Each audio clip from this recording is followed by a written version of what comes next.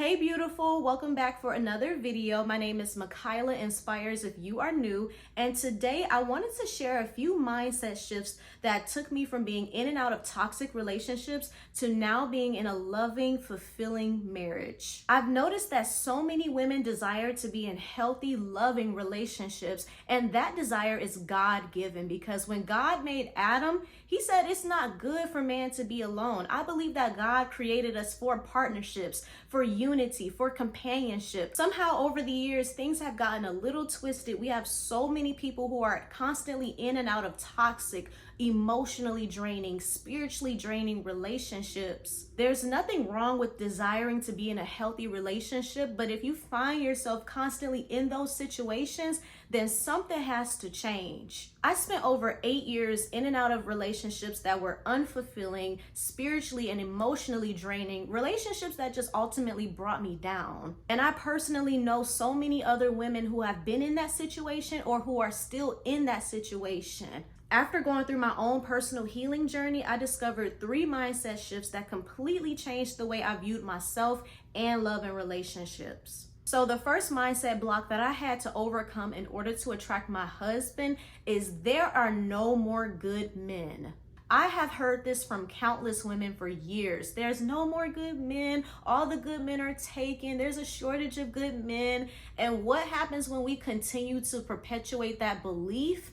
That is what will continue to be shown in our reality. You will continue to self-sabotage your opportunities when good men are presented to you. When I first moved from Florida to Georgia, that's all I heard on the internet. When I did my research on what to do in Atlanta, how is it like living here, all I heard was women saying, don't look for your husband, he's not here. There's no good men in Atlanta. The men here don't want to get married. I even had a good friend tell me, Michaela, your standards are too high, and I just don't believe that what you're looking for is what you'll find here in Atlanta. I had to make a decision for myself. Even though everyone else was saying one thing, we have to get to a point where we're not allowing other people's projections to affect our reality and our experiences. I had to shift my mindset to believe that there had to be at least one eligible man who would meet my standards. I had to activate an abundance mindset and believe that everywhere I went, that there were eligible bachelors, that there was someone here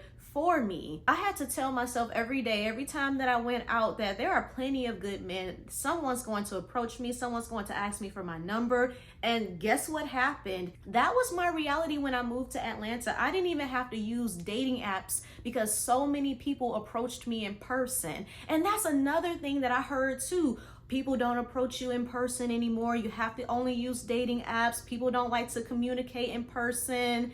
And that was just not my experience. Every time I went out, even when I stepped outside of my house, I didn't even have to leave my neighborhood. There were people approaching me, asking me for my number, asking to take me on dates. But I believe that that had everything to do with my abundance mindset. So if you've been saying that to yourself, I challenge you to 1, stop saying that to yourself, and 2, reframe that belief. How can you change your mindset to believe bigger, believe in abundance? The second mindset block that I had to overcome is that I don't deserve to be in a healthy relationship. I have to prove my worth. This one is deeply rooted because so many women have this belief and they don't even know it. One way to tell if you have this belief is to look at your outcome, look at your dating history, look at the type of people you've been attracting. If you keep attracting people who you have to prove yourself to, people who are takers, manipulators, narcissists, emotionally unavailable. If you keep attracting those type of people, then somewhere deep down inside, you don't believe that you are deserving of a loving, healthy relationship.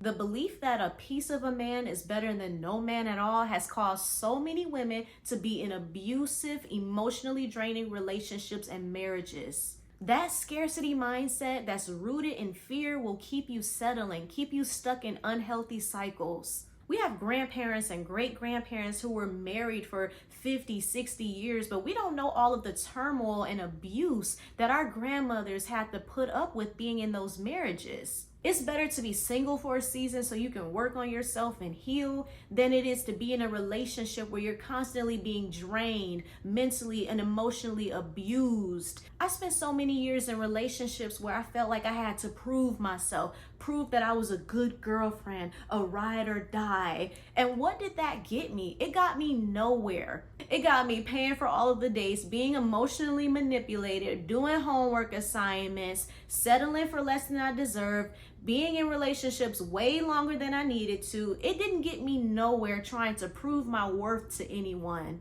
And what I've learned is that when a man is genuinely interested in you and not just trying to take from you, you don't have to prove yourself. You just have to be yourself. Number 3 is that you have to free yourself from being bound by time. And here's what I mean by this. This can go 2 ways. I have seen so many women stay in relationships with men because of how much time they invested. Just because you stay in a relationship with someone, that doesn't mean that the relationship is going to get better. If he showed you his true colors in year 1, staying until year 7 isn't going to make those colors change. You have a choice in this matter. You can either stay with this person who has cheated on you multiple times, lied to you over and over again, stole money from you, had babies on you, all of these different things. There's always something. You're not equally yoked. You can stay in that relationship with that person, or you can decide to cut your losses. Don't be afraid to start over, because that fear of starting over can keep you stuck for the rest of your life.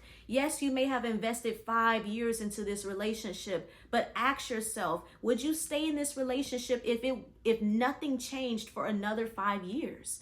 I remember being in a relationship years ago and feeling like, I don't know if I want to stay with this person. And then this question dawned on me. Would I be happy if I spent the rest of my life with this person and nothing changed? When that answer was a no, I knew it was time for me to go. On the other end, there are women who are being told that they have to hurry up and get married, hurry up and find someone, hurry up and have kids. If you turn a certain age, it's too late. And this is very dangerous, because this leads women to being desperate and settling for far less than they deserve. There's no reason why women who are doctors, lawyers, successful women are dating men who are criminals. Men who don't have anything to offer them, men who are abusers, men who are cheaters and abusers and liars. There is no reason for a successful, ambitious, faithful woman to be in a relationship with a narcissist, someone who is broke. There's no reason why a woman should be settling for the bare minimum just because of her age. I was on Reddit the other day, and there was a woman who was asking for advice about her long distance relationship. But in the first paragraph, I saw that she said, I am in my 30s and I had given up on the hope of ever finding love. And I thought to myself, in your 30s, girl, you are still young. Why are women giving up on the hope of finding love in their 30s? Even in their 40s and 50s and 60s, I didn't know that there was a cutoff age to find love. I personally know someone who is 59 and she is dating and having fun dating, and she has found a man who treats her with respect, who loves her, who showers her with love and affection at 59. So why is someone who is in their 30s giving up on finding love? You have to get to a point where you're releasing those timeline expectations that society placed on you. Society would tell you, oh, you've been with this person for 10 years. You need to go ahead and get married or stay with this person. And then on the other end, oh, if you're in your 30s, it's too late for you to find love. You have to decide what your timeline is. Remember what we talked about earlier. People will project their own insecurities and their own experiences onto you. You don't have to accept that as your truth.